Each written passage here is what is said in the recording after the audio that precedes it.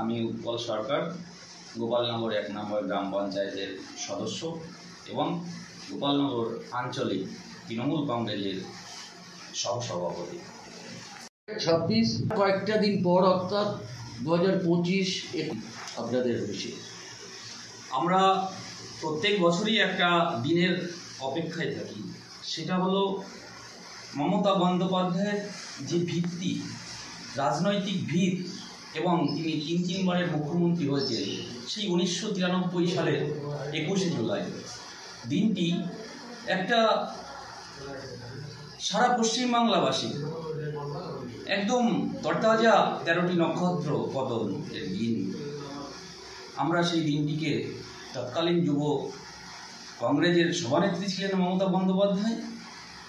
তিনি যে বৃহৎ আন্দোলন করেছিলেন সচিত্র পরিচয়পত্রের জন্য, সেই সচিত্র পরিচয়পত্রের জন্য যে আন্দোলন করেছিলেন, সেই আন্দোলনের প্রেক্ষাপটে একটা মহাকরণ অভিযানের ডাক দিয়েছিলেন যে প্রত্যেকটা ভোটারের সচিত্র পরিচয়পত্রের প্রয়োজন, তা না হলে পশ্চিমবাংলা থেকে জগদ্দল পাথর বামফ্রন্ট সিপিএমকে তাড়ানো যাবে না। সেই দিনটি ছিল মমতা বন্দ্যোপাধ্যায় প্রথম ঠিক করেছিলেন 14ই জুলাই, কিন্তু তখনকার সময়, সেই সময় আমাদের রাজ্যপাল যিনি ছিলেন, তার অকাল প্রয়াণের দিনটিকে মমতা বন্দ্যোপাধ্যায় চেঞ্জ করেন 21শে জুলাই, এবং সারা পশ্চিমবাংলার যুব নেতৃত্ব কাতারে কাতারে কলকাতার রাজপথ মহাকারণ্যের দিকে ধাবিত হন।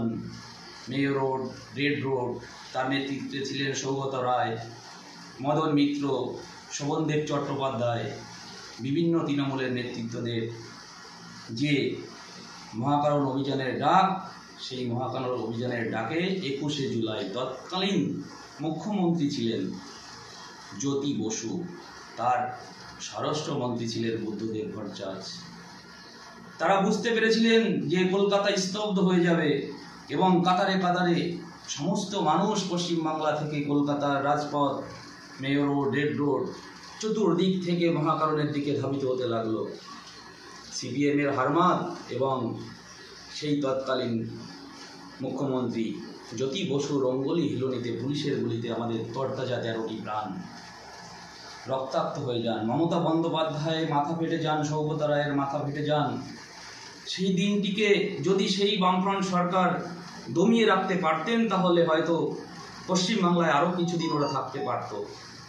কিন্তু মমতা বন্দ্যোপাধ্যায় এমন একজন মহিলা নেত্রী, যিনি দমেন না, যিনি প্রতিবাদের সত্তা, যিনি অগ্নিকন্যা, যিনি সারা বাংলার মানুষকে সুস্থ এবং উন্নয়নের দিক থেকে ধাবিত করে নিয়ে যাওয়ার জন্য তিনি সেই আন্দোলন করেছিলেন একটা ভোটার সচিত্র পরিচয়পত্র। তাই সেই দিনটির অপেক্ষায় আমরা থাকি। সেই শহীদদের তর্পণ, 13 জন তরতাজা শহীদ, তাদের তর্পণের জন্য আমরা অপেক্ষায় মুখরিত হয়ে থাকি যে আমরা তাদের তর্পণ করব। 21শে জুলাই দিনটি কেমন আসবে। আর এবার 21শে জুলাই তো একটা অন্য মাত্রার। এই 21শে জুলাইটা হলো 26-এর যে বিধানসভা ভোট, আমরা যেমন সেই 13 জন শহীদদের তর্পণের শ্রদ্ধার জন্য আমরা 21শে জুলাই ধর্মতলায় দলে দলে আমরা যাব এবং আমরা সেখানে গিয়ে আমার নেত্রী মমতা বন্দ্যোপাধ্যায়ের যে সামনে কিভাবে আমাদের এগোতে হবে, সাংগঠনিক শ্রীবৃদ্ধি কিভাবে করতে হবে, মানুষের আরও উন্নয়ন কিভাবে করা যায় এবং 26-এর বৈতরণী আমরা কিভাবে করতে পারি, সেই নির্দেশ মমতা বন্দ্যোপাধ্যায় আমাদের দেবেন। আমরা সকল তৃণমূল কংগ্রেসের সৈনিকরা, আমরা মমতা বন্দ্যোপাধ্যায় প্রত্যেকটা গ্রামের মানুষকে বোঝাবো এবং ডোর টু ডোর আমরা 26-এ বিপুলভাবে চতুর্থবারের জন্য মানবিক মুখ্যমন্ত্রী মমতা বন্দ্যোপাধ্যায়কে আমরা আবার ক্ষমতায় আনবো এবং বাংলার মানুষের উন্নয়ন যাতে হয় সেটাই আমরা করব। যেভাবে কি খামতি পড়তে পারে বলে মনে করছেন? আমাদের 21শে জুলাই কখনো খামতি পড়েনি। প্রত্যেক বছর আমরা নতুন করে রেকর্ড ভাঙি, এবছরও আমরা রেকর্ড ভাঙব। আর যে আপনি বলছেন প্রধানমন্ত্রী 18 তারিখ আসবে, উত্তরকন্যা ডাক দিয়েছেন, এ পরিযায়ী পাখির দল।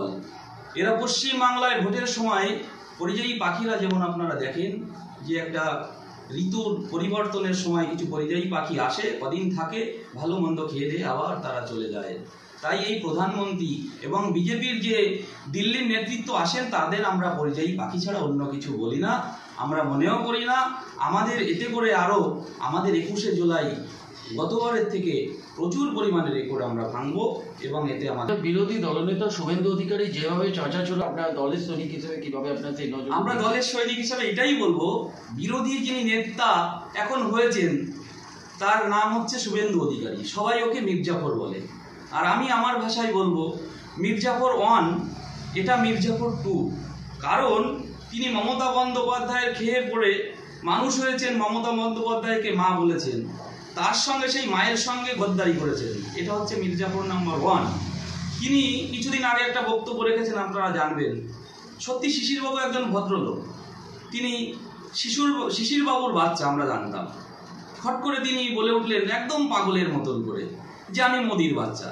তাহলে বলুন তো, নিজের বাবাকে যে অস্বীকার করে সে মির্জাফর নাম্বার 2 ছাড়া আর কিছু না। ওই মির্জাফরের 2 নাম্বারের মির্জাফরের কথায় বা কোনো বক্তব্যে আমাদের তৃণমূল কংগ্রেসের কোনো রকম ভাটা পড়বে না এবং বিরোধী দলনেতাও থাকবে না। 30-এর কম আসন এই 26-এ বিজেপি পাবে, বিরোধী দলনেতাও থাকতে পারবে।